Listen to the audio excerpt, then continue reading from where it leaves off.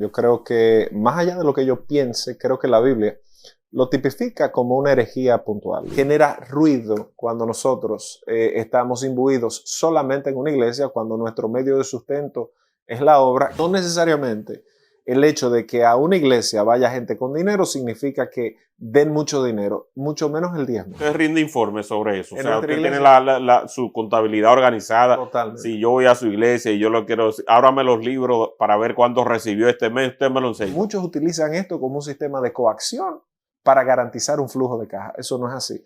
El evangelio de la prosperidad. Mucha gente se pregunta en la República Dominicana si es posible tener una vida de lujo al mismo tiempo que usted lleva la fe y está al frente de una institución religiosa, de una iglesia. Y queremos conversar ampliamente incluso sobre el diezmo con el pastor Víctor Medina, quien tiene 19 años como el titular de la iglesia Comunidad Bíblica de Fe. Bienvenido, Víctor. Gracias, José, por la oportunidad de estar aquí. Creo que es un tema pertinente y siempre de esas dietas que hay que consumir frecuentemente para ecualizar nuestra perspectiva frente a Dios. Te agradezco y te celebro y te felicito públicamente. Cuando usted ve estos reportajes donde se presenta el lujo con el que viven muchos pastores, las riquezas, la opulencia, los viajes, los vehículos de alta gama, ¿qué mensaje a usted le llega a la mente? Eso nos llama a la reflexión. Creo que los que ocupamos un cargo de pastores en una iglesia o de líderes en una iglesia, debemos tener cautela en cómo exhibimos lo que exhibimos, y me explico. No solo el tema del lujo, sino más bien de la procedencia de ese lujo. ¿Por qué? Porque queda claro que cuando una persona tiene sus empresas, sus proyectos, pues tener un Rolex no es un problema, porque queda claro de dónde proviene el bien o de dónde pudiera provenir. No necesariamente proviene de ahí, pero yo asumo que de acuerdo a mi profesión, a mi laborantismo, de ahí vienen las riquezas o bienes que yo he podido construir. El problema en la iglesia es que genera ruido cuando nosotros estamos imbuidos solamente en una iglesia, cuando nuestro medio de sustento es la obra, que debo decir, bíblicamente eso no está mal. Bíblicamente, la Biblia dice que el que es obrero, ¿verdad? Que el obrero es digno de su salario, que el que trabaja en el altar, que coma del altar. Perfecto, eso está, digamos, canonizado en el Nuevo Testamento. Ahora, lo que no está canonizado es el latrocinio o el canibalismo en contra de las arcas de la misma iglesia. ¿Cómo funcionaba el sistema de recolección? Es más, vamos a dejar eso para cuando entremos en el diezmo. Volviendo a ese punto básico de la opulencia y de la exhibición de las cosas que hacemos, creo que genera mucho ruido y es una reflexión particular. Yo no le puedo decir a otro pastor, mire, haga, no haga, o a un sacerdote, deje de hacer o no deje de hacer, porque eso es un tema particular y personal dentro inclusive de sus espacios o congregación. Creo que lo más sano es nosotros poder delinear bien las cosas. Yo soy empresario, por ejemplo. Yo tengo los bienes o el patrimonio que tengo y cómo vivo mi vida y mis gastos y mi erogación, queda claro y evidente que lo que yo produzco es de mis empresas. ¿De qué área específica, pastor? Mercadeo. Yo tengo 2 empresas de mercadeo, soy socio de un grupo corporativo, de un holding group, y cuando se habla de dar en la iglesia, o sea, yo soy uno de los que da, o sea, más que de los que pide, y creo que es una bendición porque aprendí hace años que es mejor tener la mano así que tener la mano así. O sea, es mejor tener la mano para dar que para estar recibiendo. No es que es malo recibir, pero es preferible dar, porque el que da tiene con qué dar. Pero están los feligreses, Víctor, pagando la vida de lujo de algunos pastores. En muchos casos. Porque eso es lo que el pueblo dominicano en el subconsciente está observando. O sea, porque aquí hay iglesias que se han convertido en referentes de prestigio. Y no vamos a entrar en detalles para no acusar a ninguna. Pero de repente hay algunas que reciben, por ejemplo, el diezmo de uno de los más grandes de la música de la República Dominicana, el astro que todos mencionan. Entonces, cuando tú dices, bueno, ¿a cuál iglesia está yendo? Entonces, si fulano está dando el diezmo y asimismo hay 2 o 3 figuras más o menos de un nivel top, O sea, ¿qué se hace con todo ese caudal de dinero? Porque estamos hablando de personas de muy alto nivel que perciben altos ingresos. ¿A dónde va y qué se hace con ese dinero? Porque se supone que hay una operatividad de la iglesia. Personas que la limpian, se paga energía eléctrica, se paga cualquier otra, todo lo que tiene que ver, por ejemplo, con la distribución de materiales impresos, para la contratación de un equipo audiovisual, pero cuando tú ves el despliegue que hoy día hay y las figuras que van, pues entonces tú dices, ¿dónde va ese dinero y qué se hace con ese dinero? Bueno, yo pienso que ya eso es entrar en materia de eclesiología. Para concluir con el punto de la opulencia y de la exhibición, para que quede claro cuál es la opinión, por lo menos que nos Sí, asiste, sobre lo que el testimonio de la vida da, de la Biblia da, perdón, es nosotros tratar de no ser de tropiezo en todo lo que dependa de nosotros. Es lo que yo diría al respecto. ¿Dónde viene el detalle? El detalle viene cuando la procedencia de esos bienes parecería que solo salen de la iglesia. Y ahí entra la pregunta que tú haces. Si yo eh, mi estilo de vida lo sostengo de los bienes eclesiásticos, entonces creo que estoy medrando y estoy afectando a una comunidad y estoy limitando el crecimiento de la misma, porque al final, cuando tú te pones a elegir entre tu persona y los bienes colectivos, eventualmente tú vas a terminar eligiéndote a ti, al menos que sea una persona que seas una persona muy íntegra, que creo que los hay. Yo conozco personas que verdaderamente son fieles e íntegros a su llamado, pero el dinero siempre va a ser una tentación, la opulencia y el lujo siempre va a ser una tentación y curiosamente analiza un tema sociodemográfico. Muchas de esas personas que pasan de tener nada y dan un salto cuántico a verse con dinero, eso es como en la política, cuando tú ves que se enfrentan al Dios dinero sí, y sí, a sí. todo lo que ese Dios te puede dar a ti, uno prostituye muchos principios. Es diferente al que ha tenido dinero de siempre. O sea, no es algo, no es una sorpresa. Tú ir a una villa no te sorprende. Tú montarte en un yate no te sorprende. Pero cuando a ti te dan un juguete por primera vez, tú entiendes que es algo impresionante. No todo el mundo está preparado para eso. Y puntualmente sobre el tema de lo que ha pasado en estos días en la República Dominicana, yo creo que para ser justos, por eso mencioné el tema de delinear de la procedencia de los bienes. He visto reportajes, he visto cosas y creo que por lo menos de esas personas, independientemente de, hay una realidad clara, son personas, una de ellas, por ejemplo, eh, es una de las personas que más libros vende en Amazon. O sea, para que ¿Quién, a quién de lo que... Yesenia, El que caso de Yesenia, que está vendiendo muchos libros en Amazon. y eso es algo que es un vertical de negocios y los O sea, que conozco ella puede justificar su perfectamente, vida. perfectamente. Ella y su esposo Joan. Ojo, una cosa es la coincidencia o la disidencia teológica que pudiéramos o no Sí. tener.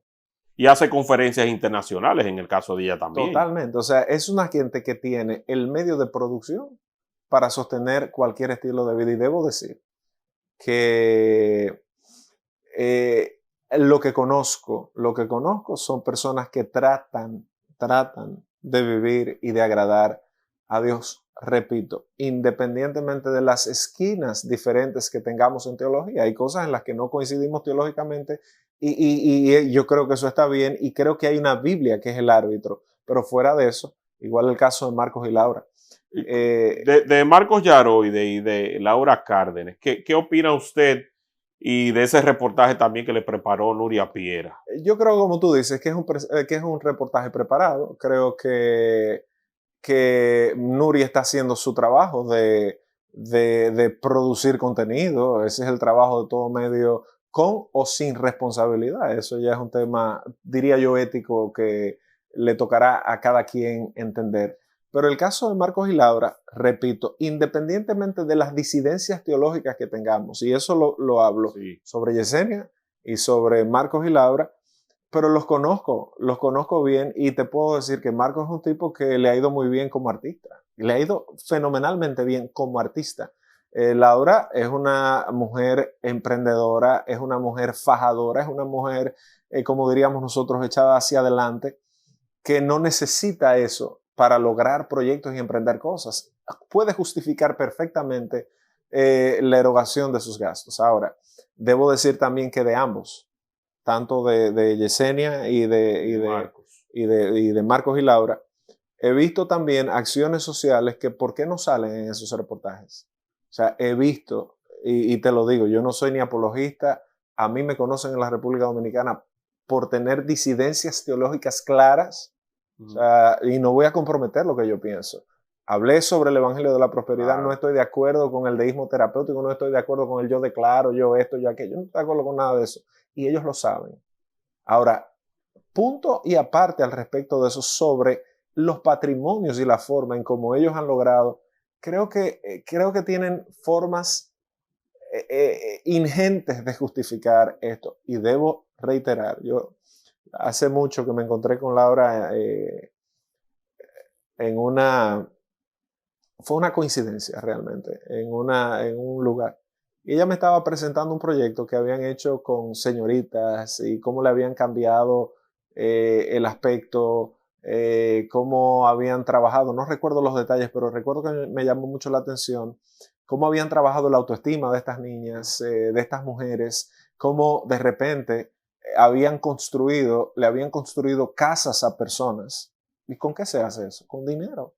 Y eso es algo que también trae, gloria a Dios, debo decir eso trae, gloria a Dios, el caso de Yesenia también, muchísimas labores sociales en cantidades de lugares que si usted quiere equilibrar un reportaje y quiere ser objetivo, usted debería poner en la balanza todo lo bueno también que han hecho desde el punto de vista social, creo yo. Entonces, en ese orden, pienso que ha sido más amarillismo, pero como inicié, continúo. Creo que también nos llama a reflexión.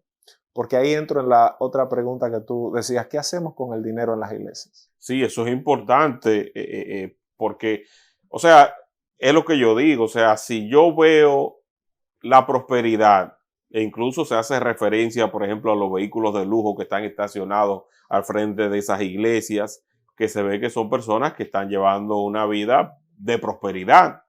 Entonces, ¿qué pasa con todo ese caudal? Ese dinero va a una cuenta común donde lo administra el concilio de la iglesia. Ese dinero va a la banca, ese dinero se queda en efectivo. ¿Cómo se lleva ese dinero directamente o se introduce a través de los mecanismos financieros que tiene la República Dominicana sin que esto desate una alerta de lo que tiene que ver con lavado de activos? Porque estamos hablando de mucho dinero, pastor. Mira, tú sabes que la Biblia, particularmente en lo que es la eclesiología, que viene siendo la rama de la teología que estudia el gobierno de la iglesia, sobre ese punto no tiene una uniformidad. Vamos a partir de eso. O sea, la administración eclesiástica es un bien o es una materia que se ha ido desarrollando a través de los tiempos. Dígase que cada iglesia parte de un supuesto donde predomina el gobierno local y respectivo, bueno, ya las que son conciliares, que tienen un gobierno conciliar, o a las que son gubernamentales, como es el Vaticano, que tiene un gobierno gubernamental. Pero amén de eso, todas tienen una forma. ¿Qué pasa? La pregunta sería, ¿es el diezmo bíblico? Porque asumimos que porque va mucha gente de dinero, da mucho dinero, y eso no necesariamente es directamente proporcional. O sea, yo creo que esa es una premisa que debemos desmontar. No necesariamente el hecho de que a una iglesia vaya gente con dinero significa que den mucho dinero, mucho menos el diezmo. Una cosa es una ofrenda generosa que alguien dé y otra es el diezmo. Es el diezmo bíblico. Y yo quisiera aprovechar esta ocasión. Sí, aprovecha la ocasión. Si es obligado entregar ese 10%. Y la respuesta es no. O sea, la respuesta es un no rotundo desde la teología bíblica. ¿Qué pasa? La Biblia lo que nos enseña es la generosidad. Y puedo decir que el diezmo es un tema alado por los cabellos desde la teología hebraica, desde el Antiguo Testamento, alado por los cabellos, era un sistema que era funcional para la recaudación obligatoria del judío, pero nosotros los cristianos no podemos ser judíos cuando nos convienen y cristianos cuando nos convienen, no. La teología es integral, la Biblia es integral en ese sentido. Y tú te vas a dar cuenta que en todo momento las recaudaciones de la iglesia neotestamentaria fueron voluntarias. Voluntarias, con el paralelo de que antes de que la ley mosáica estuviese, cuando se construye el tabernáculo, también la recaudación fue voluntaria. O sea, cada quien dio en Éxodo 25 como propuso en su corazón. Pablo dice en la segunda carta a los Corintios a los macedonios, a los más pobres, capítulo 8 y capítulo 9. El capítulo 9 es medular cuando dice cada uno dé como propuso en su corazón, no por tristeza ni por necesidad, porque Dios ama al dador alegre. Era un acto volitivo. En la primera carta a los Corintios, capítulo 16, Pablo dice, cada uno dé según ha prosperado, o sea, de acuerdo a lo que ha traído. Cuando tú te mueves a la tradición de la iglesia, dígase a los primeros siglos, mencioné anteriormente la Didache, pero permíteme a Tertuliano, segundo siglo, en una de sus obras que se llamó Apologías, que está disponible, Tertuliano hace referencia a que la gente daba semanalmente de acuerdo a cómo le iba en sus trabajos y habían bolsas que eran bolsas petitorias, así se llamaban, y en esas bolsas la gente dejaba lo que entendía que podía dar. Tú tienes la tradición apostólica, que es de donde conocemos la liturgia prácticamente que la iglesia antigua usaba. La iglesia primitiva la escribe Hipólito de Roma, o se le atribuye a él. Hipólito de Roma habla de que en la liturgia había un espacio donde la gente llevaba voluntariamente lo que quería. Llevaban aceite, llevaban en pan, llevaban dinero de acuerdo a lo que podían. Fíjate que el mismo Pablo habla de que el sistema de recaudación era para atender a los pobres, atender a los necesitados, atender a las viudas, y el mismo Tertuliano habla de una cédula enorme de sostenimiento para la comunidad. El diezmo como tal, de forma obligatoria, lo instituye la Iglesia Imperial en el Concilio de Tours y en el Concilio de Macón en el siglo VI. Ya en la década del 560 y en la década del 580, ahí se instituye como elemento obligatorio. Fíjate que no fue una práctica primitiva ni siquiera. Entonces la obligatoriedad del mismo se convirtió en una forma de garantizar un ingreso a la iglesia local. Yo creo que ahí estamos mal, y muchos pastores no les gusta que yo diga esto públicamente, ellos empiezan, no me represente, y cuando tú sacas un corte de eso, es un clickbait. Mire, mi hermano, a mí no me importa. O sea, la Biblia es clara al respecto de eso, y muchos utilizan esto como un sistema de coacción para garantizar un flujo de caja. Eso no es así. No, y lo están extorsionando porque prácticamente los obligan, y yo he visto ya muchos cortes locales donde le dicen prácticamente amenazando a los feligreses de que si no dan el diezmo, o sea, es como tú no lo das y eres el demonio. Pero fíjate que salió en estos días una señora, una panameña, diciendo que ella ora para que Dios maldiga. Primero, no sé a qué Dios le ora. Segundo, si le ora al Dios de la Biblia, no va a maldecir eso. Fíjate que, volviendo a la Biblia, el texto de Judas y el texto de Pedro, la segunda carta a Pedro, truena y cita o evoca el caso de Balaam, que está en el libro, está en el Antiguo Testamento, correcto, y evoca el caso de Balaam diciendo que Balaam amó más el lucro, sí, correcto, que honrar y ser fiel a Dios. O sea, Balaam por dinero hizo lo que hizo. En pocas palabras, o estoy parafraseando. El tema es que cuando tú ves hoy en día este tipo de enunciados y de gente que se para y dice que fiel es el que da, no, eso es totalmente antibíblico y eso es mercantilismo. Y entonces, ¿qué pasa? Que en ese aspecto es donde vienen las confusiones y, como tú dices, la extorsión, la manipulación y, ojo, de una forma muy mágico-religiosa y hasta espiritual, y la gente entra en temor y en pánico, porque si yo te vengo a extorsionar en temas de comunicación, es difícil que lo logre porque tú conoces bien eso. Si tú me vienes a extorsionar en temas de mercadeo, no creo que lo logres porque yo conozco bien mi materia. Ahora, en los temas espirituales, oye, hasta el nombre espiritual suena metafísico del ultramundo. Tú, como no lo conoces, dices, espérate. O sea, si yo no doy mi diezmo, y tú vas a ver gente, y ese es el problema de los sistemas.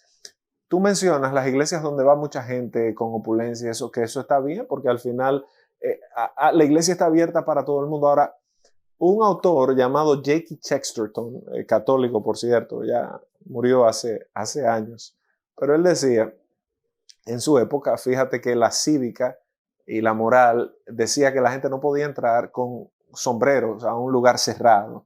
Y él decía, cuando usted entra a la iglesia, lo que se le pide que se quite es el sombrero, no el cerebro. Sí.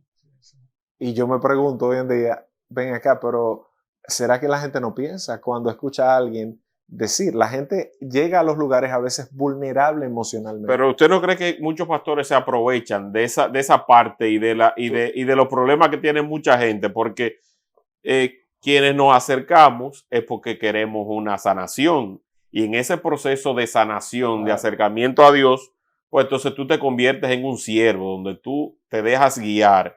Entonces, quien tiene el don de la palabra, quien Dios le da la oportunidad de que pueda guiar a los demás, de que su voz sea una voz convincente, de que haga referencia a citas bíblicas sin tener la Biblia abierta, de que pueda interpretar algunos pasajes bíblicos y darlos a entender de otra manera. Quien tiene esa habilidad no manipula a los demás para que hagan lo que él quiere. Yo creo que pudiera. Yo no puedo juzgar el corazón de alguien porque no, o sea, decirte que sí sería asumir que yo soy Dios y sé que todo el mundo lo está haciendo de esa forma. Yo creo que hay gente que lo hace. Como creo que hay gente que está genuinamente confundida, o sea, que cree que está haciendo algo sin tener entendimiento de lo que está haciendo, como creo que hay gente que no lo hace. O sea, creo que el espectro es amplio. Pero sí, totalmente. ¿Qué pasa? Que una mala teología te lleva a ti definitivamente a dar pasos totalmente errados que van en contradicción de tu vida. Y eso pasa, mira, José, más del 85% de los pastores, hablando del protestantismo, en la República Dominicana, según estudios sociales, no son altamente preparados pedagógicamente. Y eso abre una brecha enorme. ¿Para qué? Para que no haya una comprensión correcta, inclusive hasta del texto bíblico, partiendo de la base que la eclesiología, como te decía, es ampliamente abstracta. O sea, lo que te queda claro en la Biblia es que la generosidad sí es bíblica. O sea, el creyente tiene el deber de dar. Ahora, debe dar voluntariamente. Cuando ya yo no lo hago voluntariamente, ya a Dios no le agrada. Entonces, si yo te meto un sistema de que para tú pertenecer aquí a este grupo, tú tienes que dar dinero, es como un club. Sí. Es como un club. Estás pagando una membresía. Para andar al lado del pastor, tú tienes que ser de los que más dinero da. Para que te dejes sentarte en la primera fila. Ahí hay un tema. Y yo sí veo en República Dominicana ese mal constante, y eso es primo hermano del Evangelio de la Prosperidad, porque no puede ser bajo el acto de la coacción. Ahora, ¿qué pasa? Que cuando yo vivo de eso, la coacción me funciona, porque es la única manera de forma espiritual, entre grandes comillas, porque yo creo que es diabólico, pero de forma espiritual, de tú maquillar ese aspecto. Por ende, ¿qué yo creo que es lo recomendable? Tú hablando de temas de cómo se maneja el dinero. Lo recomendable, yo pienso, es que debe haber transparencia y trazabilidad del dinero.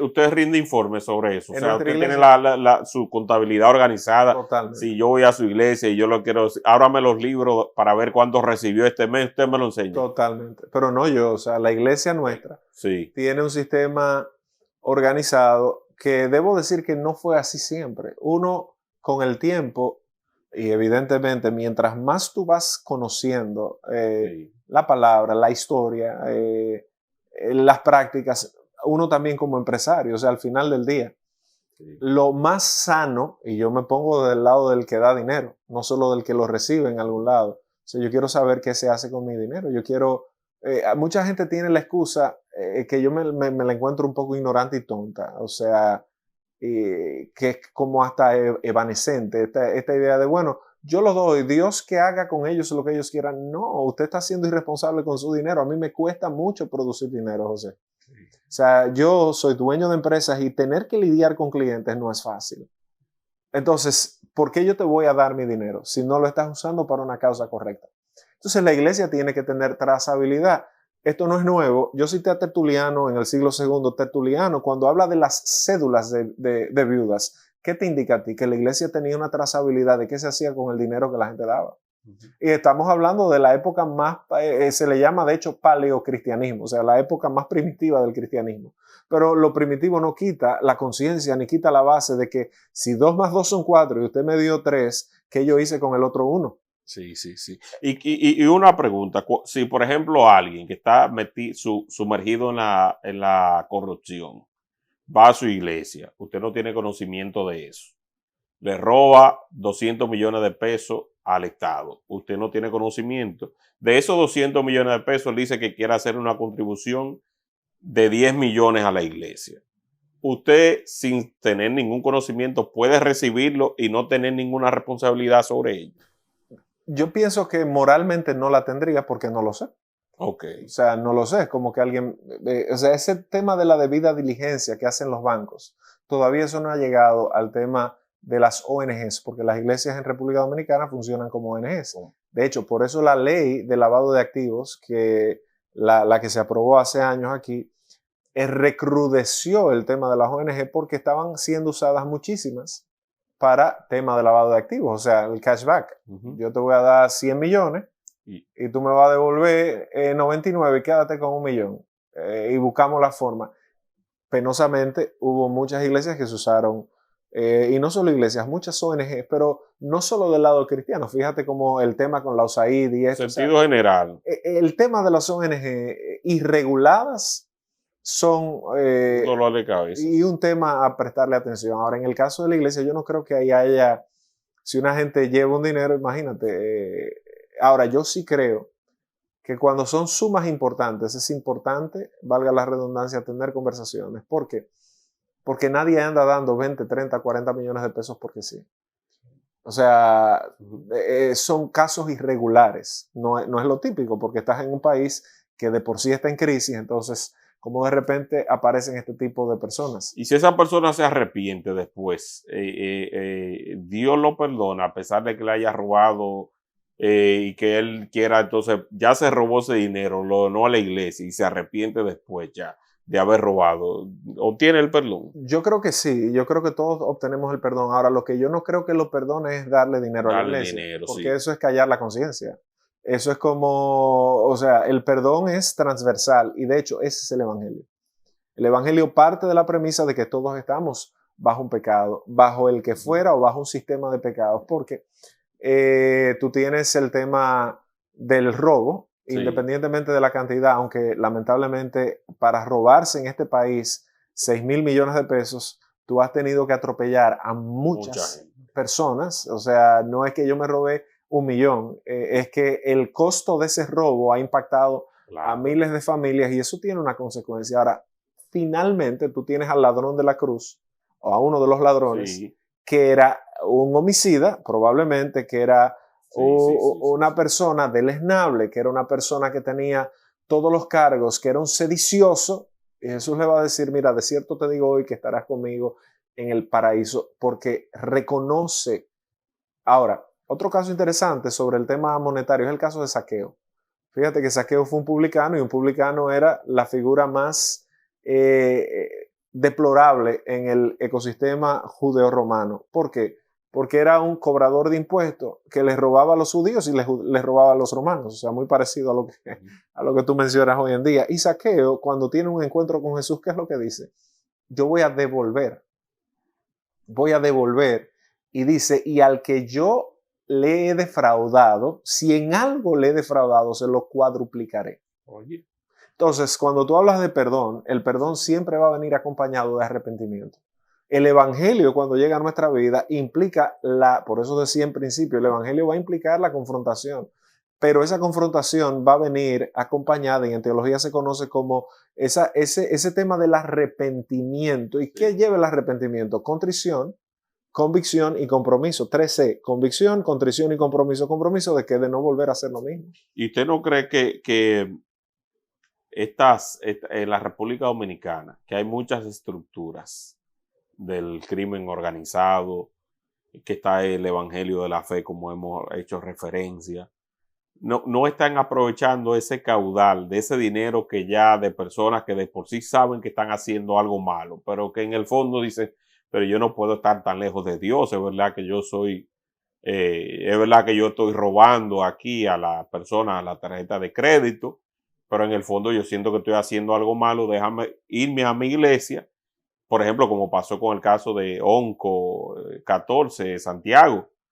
Eran personas de la iglesia y que incluso llegó a compartirse imágenes de ellos que cuando estaban siendo bautizados. Sin embargo, se ha destapado todo un entramado de personas que le estaban sustrayendo dinero a enfermos de cáncer. Ante este fenómeno y este desmembramiento social, ¿usted no cree entonces que por eso el evangelio se ha modificado y se ha adaptado para no alejar a esas personas que son los que están manteniendo su vida de lujo? Yo pienso que hay gente que negocia una relajación y que hace un trastrueque ahí para mantener su estilo de vida, evidentemente. No es el único caso. Hemos visto casos de todos los que han sonado Mire la pastora Rossi también, que fue condenada recientemente en el penosamente, caso de Coral y Coral 5G. penosamente, Cuando penosamente. usted ve eso, ¿qué usted piensa? O sea, le hace mucho daño a la fe porque a muchas personas se les endurece el corazón. Yo pienso que le hace muchísimo daño cuando nosotros, y me incluyo yo, pecamos, no solo de esa forma, hay muchos pecados. Sí. Y el Evangelio, lastimosamente, cuando no solo un líder, sino también los creyentes que practicamos, no tenemos esa integridad, pues le terminamos haciendo daño a la fe cristiana. Y eso es algo que nos entristece, porque nos pone a reflexionar las veces que nosotros lo hemos hecho. O sea, que nosotros hemos sido de tropiezo frente a alguien. Y eso es crítico en el Evangelio. Crítico, crítico, crítico. A mí no me sorprende el hecho de que sea de la forma de cómo se haga, porque sería como pensar o idealizar o romantizar que nosotros no vamos a pecar, no. Ahora, lo que me constriñe frente a tu pregunta, José, y me lleva a pedirle inclusive perdón a la República Dominicana en nombre nuestro, porque, y lo digo sinceramente, porque en muchas ocasiones hemos sido de tropiezo. Sí. Y hay gente que necesita el Evangelio. Mira, para tener una relación con Dios, tú necesitas el Evangelio. No hay forma humana de ser creyente sin tener arrepentimiento y fe para salvación a través de los méritos de la cruz de Jesús. Eso es el Evangelio.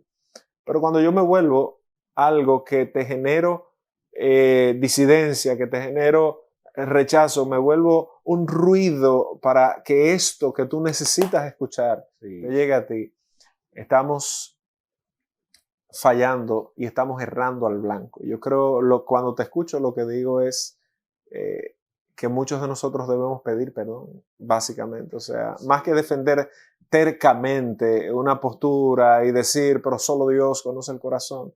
Sí, Dios conoce el corazón. Yo creo que hay mucha gente que tiene más cosas que revisarse que las que cuestionar, ¿verdad? O sea, a veces nos enfocamos tanto en el otro que se nos olvida a nosotros, pero la Biblia nos llama a reconocer, y este espacio que tanta gente usa, que tanta gente ve tu medio, pues yo debo decir que no debemos justificar nuestros errores. Me parece una postura muy responsable suya, porque a pesar de que usted ha mantenido pues 19 años en la vía correcta, todos en algún momento podemos equivocarnos y ninguno de nosotros está libre de las tentaciones. Sí podemos de alguna u otra manera, con la convivencia que tenemos con Dios, mitigarla lo más que podamos, pero el hecho de que usted reconozca esa parte, pues entonces a mí me gusta, porque usted en nombre de una comunidad donde la gente está depositando su confianza, porque en la República Dominicana la comunidad cristiana, católica y evangélica, pero en el caso de la protestante,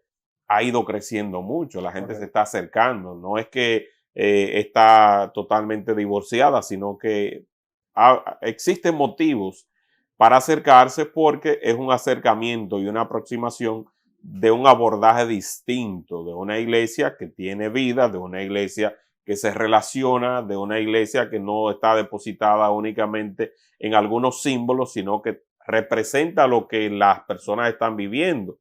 Pero sí, ciertamente muchos están aprovechando ese camino para desviar algunas personas que a lo mejor están confundidas. Yo mismo he presentado aquí casos de personas que han sido, por ejemplo, estafadas y que han llegado a través de mecanismos que están vinculados a una iglesia. Pero lo dice la misma Biblia, que en los últimos tiempos habrá falsos profetas y demás, pero se aprovechan de esa pues libertad que tiene por la iglesia evangélica para ellos desviar para sus fines y para instrumentar y para adoctrinar a personas que terminan estafándolos o engañándolos o llevándolos a esquemas de producción donde ellos tienen que entregar su dinero y si se niegan, pues entonces no funciona. Esquemas piramidales como los que hemos presentado aquí, aprovechando la inocencia de gente pues que cree en la iglesia, que cree en Dios y que entiende que hay líderes que a lo mejor Dios los puede utilizar para guiar sus vidas. Entonces yo entiendo que la postura que usted ha manifestado es una postura digna y el hecho de que usted no haya llegado aquí a esta tribuna a tirarle fuego a sus semejantes y a su compañero también dice muchas cosas de su corazón, porque a lo mejor el hecho de que usted lleve una vida acorde con los lineamientos de Dios y el Espíritu Santo no quiere decir que usted se tenga que enganchar en una tribuna y tirar a los demás para usted posicionarse como el más serio, el más pulcro y el más santo. Entonces, sin embargo, está llamando la atención de una manera decente.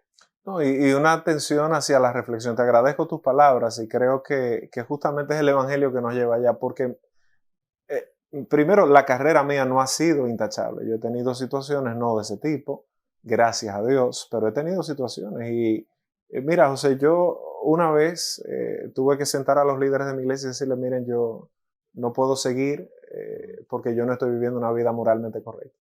Para que tú tengas una idea de cómo yo abordo ese tipo de cosas.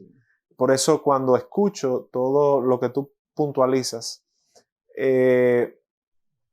lo que me genera es la autorreflexión. O sea, y me llama la atención, Dios mío, hay tanta gente que necesita una cura y a veces nosotros nos convertimos teniéndola, porque tenemos la palabra, teniendo esa quimioterapia, nos convertimos más en alguien que dice, yo prefiero morirme antes que consumírtela a ti. Claro. Y eso es algo que de verdad es con lo que me voy de este programa. Y sobre los amigos Marcos, Yesenia, Laura, yo nunca...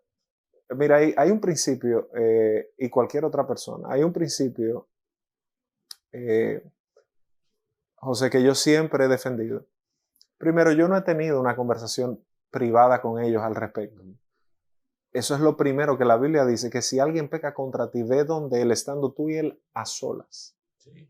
Yo no puedo venir aquí a hacer pronunciamientos en un medio que tanta gente ve, aunque no lo viera mucha gente, pero un medio masivo como es el tuyo, y no haber tenido una conversación privada con ellos, porque eso no es correcto y eso es antiético y eso es antibíblico y poco cristiano. Segundo, sacar juicios de opiniones.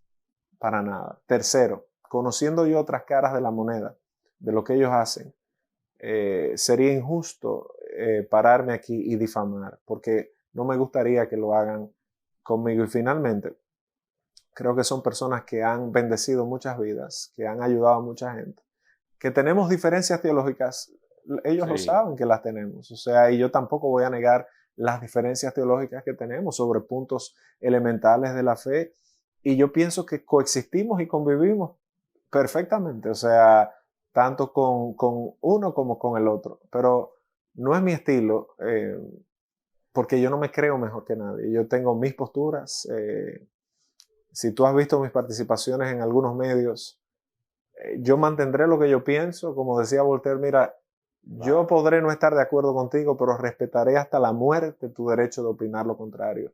Ahora yo voy a decir lo que yo pienso bíblicamente. Voy a estar convencido de eso hasta que alguien me demuestre lo contrario. Pero no vendré nunca a un medio de comunicación a difamar. Sí, seré frontal con los temas teológicos. No creo en el Evangelio de la Prosperidad. Creo que es un cáncer que le ha hecho daño a Latinoamérica y se ha infiltrado en los Estados Unidos. ¿Por qué es un cáncer? Porque promete una vida falsa. Una vida que no tiene sentido, una vida inane, una vida que es insulsa. Porque todo, o sea, fíjate, toda esa gente que lo tienen todo, Llega un punto que dice, bueno, pero esto no es el todo. Entonces nosotros que tenemos aquella idea de la eternidad, la transamos por lo terrenal. No creo, no creo que tenga sentido. Mira, yo creo que siempre que estos temas brotan, nos llaman a reflexión, reflexionar sobre elementos particulares y yo creo que la pregunta, viniendo de un periodista como tú, bastante puntual y quirúrgica, me permitiría responderle en ese mismo orden. ¿Qué yo pienso del Evangelio de la Prosperidad? Perdón. Yo creo que, más allá de lo que yo piense, creo que la Biblia lo tipifica como una herejía puntual. Y yo debo ser frontal en ese sentido. ¿Por qué es una herejía o qué es una herejía? Aquello que es totalmente heterodoxo frente al contexto bíblico. Por ejemplo, en ningún momento tú vas a ver a Jesús prometiendo riquezas aquí en la tierra. Jesús va a ser monumental cuando dice, mira, el que me quiere seguir a mí debe negarse a sí mismo, debe tomar su cruz cada día, ¿verdad? El Evangelio de Lucas. Vas a ver a Jesús diciendo, si alguno quiere caerme atrás, de forma más coloquial, sepa que el Hijo del Hombre no tiene dónde recostar su cabeza. Por ejemplo, tú vas a ver contextos tan categóricos como Pablo, cuando estaba preso, por cierto, paradójicamente se asume que era en Cesarea de Filipo cuando escribe la carta, o no la escribe, la dicta, la carta a los filipenses. Pablo en el capítulo 4 va a decir, mira, yo he sabido estar en escasez. Y es una paradoja porque él decía, todo lo puedo, versículo 13, capítulo 4, todo lo puedo en Cristo que me fortalece. Termina agradeciendo por una ofrenda, de hecho, que le habían enviado los macedonios, los más pobres, pero el tipo está preso, o sea, y era no voy a entrar en los detalles históricos porque quizás no tengo el tiempo para precisar sobre todo el contexto en el que Pablo estaba en esa cárcel en Cesarea de Filipo. El punto es que cuando nosotros planteamos la idea de un evangelio que viene a suplir necesidades terrenales, obviamente que eso es atractivo y es edulcorante, pero eso es bien criticado desde el texto bíblico. Desde el mismo Nuevo Testamento es criticado ampliamente. Tú tienes la segunda carta de Pedro, capítulo 2, que truena monumentalmente en contra del mercantilismo. Tienes la carta de Judas, tienes la primera carta de Pablo a Timoteo cuando le dice que algunos han convertido la piedad en ganancia, textualmente, por ende. Y vas a tener testimonios posteriores, como por ejemplo la Didache, que fue un escrito del corte de los padres apostólicos, o sea, el autor es anónimo, pero es un escrito del año 90 donde ya se decía, sí, hay que tener generosidad con los profetas que sean verdaderos, y acusa textualmente a aquellos que andaban lucrándose de forma inhumana de la práctica del evangelio. En este caso vas a tener las apologías que van a ser más adelante, Tertuliano, Justino, entre otros. En fin, el evangelio de la prosperidad es una distorsión absoluta y burda de lo que es el evangelio de la gracia que se plantea en el Nuevo Testamento. ¿Qué pasa? Que hoy en día existe lo que es un antropocentrismo en el evangelio. Dígase que parece que Dios se ha invertido en satisfacer mis necesidades. Con esto yo no quiero decir que Dios no va a suplir lo que nos haga falta. Sin embargo, cuando lo que yo quiero es un capricho de un estilo de vida, de una forma de vida, de un modus vivendi, la pregunta es si Dios está ahí, si la Biblia respalda eso. La respuesta es no. O sea, la respuesta es que es contradictorio, que el Dios dueño del oro y de la plata murió en una cruz de forma abyecta, de forma vil, y para eso el mismo Pablo en la misma carta a Filipenses va a decir, para mí el morir en Cristo es ganancia. Entonces, es contradictorio que aquel que viene a ofrecer esa eternidad en la tierra no muere rodeado de esas riquezas que tanto propugnamos hoy en día. Ahora, lo otro ¿es malo tener riquezas? La respuesta es no. O sea, de hecho, lo que la Biblia dice, el mismo Pablo en la misma carta a Timoteo dice, mire, el amor al dinero es la raíz de todos los males. Definitivamente es algo de lo que debemos cuidarnos. La envidia, la codicia, la avaricia, que son tipificados como pecados en la Biblia, pues ahí yo creo que está lo que viene siendo como esa brújula interna que debe decirnos a nosotros por dónde vamos. Por ende, para concluir mi punto al respecto del Evangelio de la Prosperidad, es muy atractivo y seductor cuando tú le dices a una gente, mira, todos tus problemas económicos van a ser resueltos y la fórmula que yo te tengo es que tú des y Dios te va a multiplicar lo que tú das y hemos visto cortes de personas de otros países hablando de forma muy distorsionada acerca de lo que es el dar y de forma coaccionaria. Y yo creo que eso sí es preocupante. Cuando hay sistemas de recaudación que se vuelven una forma de coacción sobre la base de la manipulación, sobre la base de las ventas, y esto es contradictorio para mí, o paradójico más bien. Nosotros, desde el ala protestante, en la época de la Reforma, recuerdo que Lutero, cuando un vendedor llegó a Jutterburg, que fue la primera provincia, ¿verdad? O ciudad o aldea, más bien, donde llega este fraile dominico, él llega ahí y comienza a hablar de que él estaba dispuesto a vender cédulas de indulgencias, así las conocemos hoy. Si tú echabas una moneda, entonces tu familia salía del purgatorio, ¿verdad? Lo que se conoce como la venta de las indulgencias. Este fraile dominico, cuando Lutero se entera de esto, Lutero va entonces a comenzar a alertar y le escribe a Alberto de Brandeburgo. Bueno, ya eso es otra historia también, pero en el contexto, lo que criticábamos en aquel momento y por lo cual el movimiento de la reforma va a coger cuerpo, en parte tenía que ver con el mercantilismo de la eternidad. O sea, el Papa de turno, que era el Papa León X, estaba en la empresa de la construcción de la Basílica de San Pedro, ¿verdad? Y no tenía fondos, era un Papa más hedonista, más del bon vivant, más del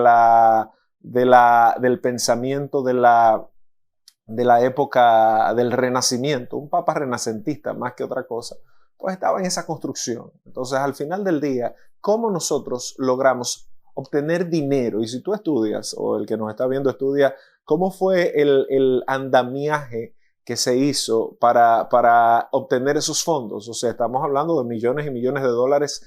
O sea, por ponerte un caso, Alberto de Brandeburgo quería otro ducado, quería otro espacio dentro de la iglesia. Hay unos banqueros, y es curioso porque el Quijote habla de los fúcares y realmente se refiere a los fugers, que eran los banqueros, como le decían en esa época, entre otros, pero eran los banqueros de Dios. Armaron esta treta de, tú tienes al Papa, el Papa recibía por la venta de las indulgencias el 50%, tienes a Alberto de Brandeburgo, que fue el armador, consigue el dinero con la banca de los fugers, 25,000 ducados, y en esa empresa entonces se va a involucrar la iglesia, y a eso le salta o le enfrenta la reforma, que más adelante se va a conocer como el protestantismo. Entonces, aquello que criticamos en algún momento, que fue la piedra divisoria prácticamente con Roma. De hecho,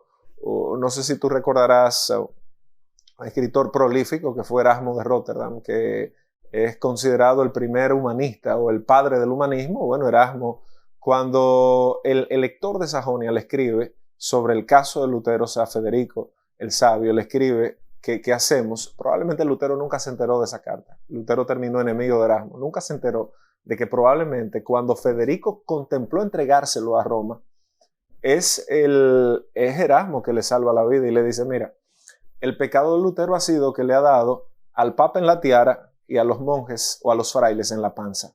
O sea, ha atentado contra el medio de vida que ellos tienen. Eso fue en la Reforma, y pudiéramos abundar y abundar y abundar,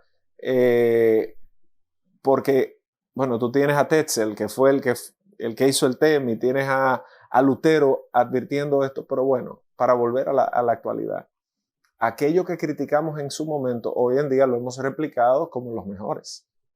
Y eso se ha vuelto un modus vivendi donde parece que le estamos prometiendo a la gente el éxito en la tierra. Y a eso yo le llamo, es como un deísmo terapéutico. O sea, tú vas a una iglesia hoy y es difícil que tú escuches que una gente le diga, mira, eso es pecado, eso no está bien, sino más bien todo lo contrario. Y a mí me da mucha risa este discurso. Mira, José, lo que te prometemos es, dicho de otras palabras, lo que Dios dijo de ti se cumplirá.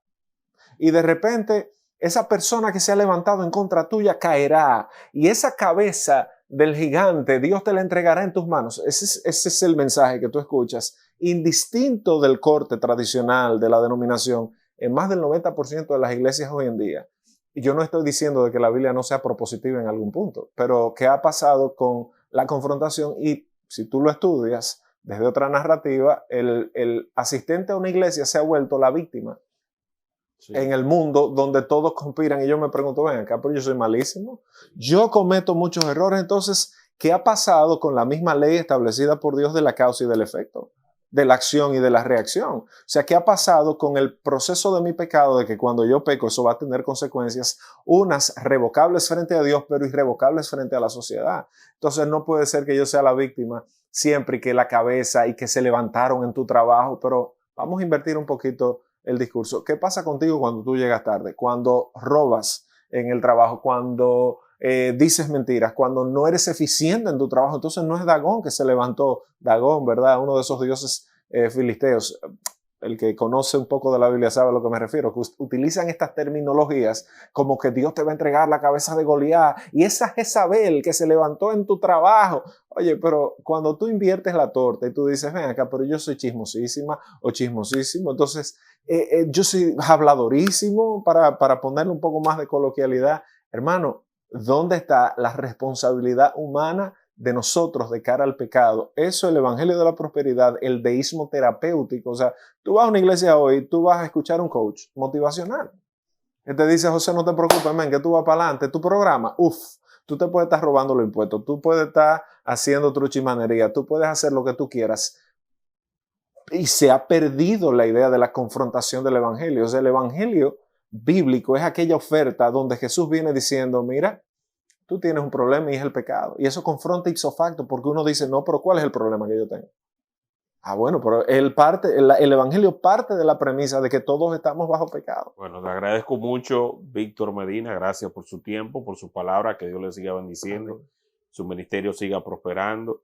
Que siga llevando este mensaje porque necesitamos cada vez personas que ilustren al pueblo de una manera adecuada y justa. Yo entiendo que no podemos lucrarnos de la ignorancia y entender que de la ignorancia de algunos, teniendo nosotros conocimiento, dejar esas personas en la oscuridad para nosotros mantenernos en una posición que nosotros entendemos que estamos frente a la luz.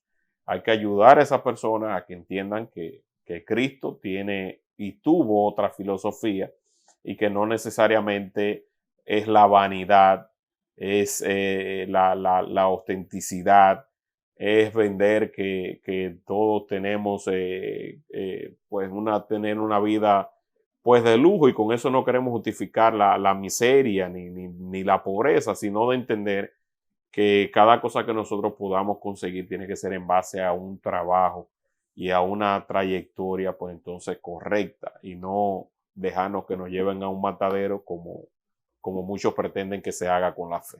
Así que le agradezco de verdad que haya venido. A ti, José, por la invitación y espero volver, no en tantos años. No, pronto.